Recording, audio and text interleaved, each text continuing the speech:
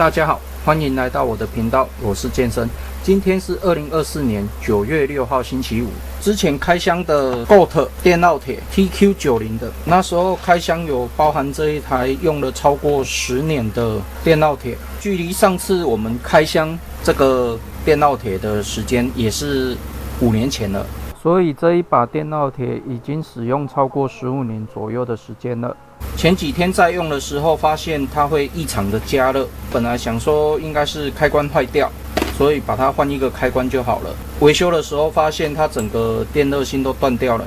本来我也是打算要换电热芯，所以去找了以前找的一些电烙铁，然后拆了几台，发现他们现在做的都是这种样式的。要取的这个电烙芯，我可以把它拆掉，然后再把它装上去就可以了。本来想说应该不会很困难，然后结果我连烙铁的这个前面这个螺母整个都锈蚀掉了，毕竟也已经又用了5年了嘛，实在没有办法了，变成它没有办法固定，就这样子，它没有办法固定了。所以就没有办法修理了，变成还要去找这一个零件，所以就想说，好啦，这一把电烙铁已经用了15年左右的时间了，那我们就让它先休息一下好了。那后续我看有没有其他厂牌可以通用的零件。GOAT 旧牌的这一些零件，我初步上网找是找不太到的。这一台它没有明确的一个型号，所以我也不晓得它的正确型号是什么。不过我还是会找机会看有没有其他的零件可以替代的，我们再把它修理起来。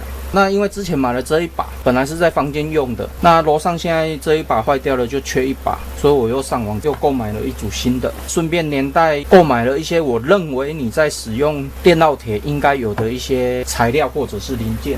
那我们今天一样先来做开箱。那这一把我们就是先把它的零件留起来，那以后有机会我们再把它修理起来。那接下来我们先进行开箱，一样是在网络上购买的，当然也有经过比价，所以你只要稍微经过比价的话，就可以找到适合的价格。接下来我们先开箱，大概就这样子没了。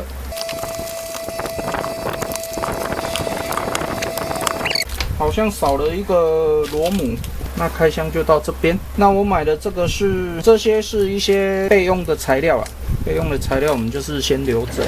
这个是助汗膏，这个是助汗剂，之前都习惯用洗油，这次刚好有购买，顺便买回来试用看看。楼上的洗油好像也快没了。这个是免洗助汗剂，上网看了一下别人的使用，好像蛮好用的，所以我特别买回来使用看看。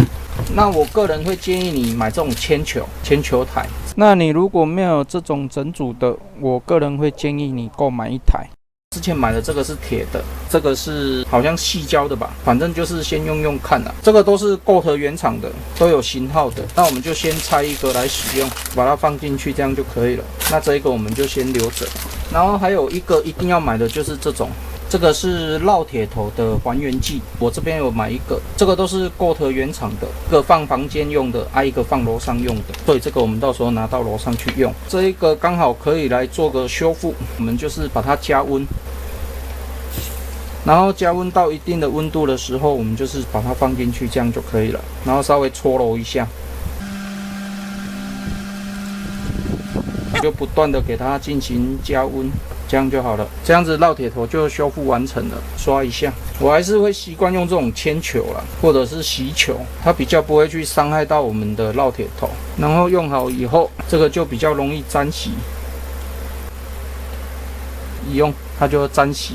那我们在焊接就会比较好焊接。大概就这几样东西，我会建议你，如果有在使用一些电烙铁的话，这些相关的东西，我个人会建议你购买。这个虽然价格很贵，小小的一瓶，但是这个可以用很久，也可以保护你的烙铁头。那我会持续支持GOAT这一个品牌，因为这一把用了15年，它整体的品质是相当不错的。各位可以看一下，它没有粉碎掉，也没有变脆弱，整体的握感觉是非常不错的，所以这个品牌我一定会持续的支持下去。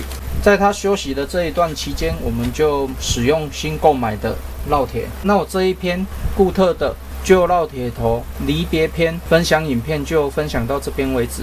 那如果你喜欢我的影片的话，敬请订阅和分享，谢谢。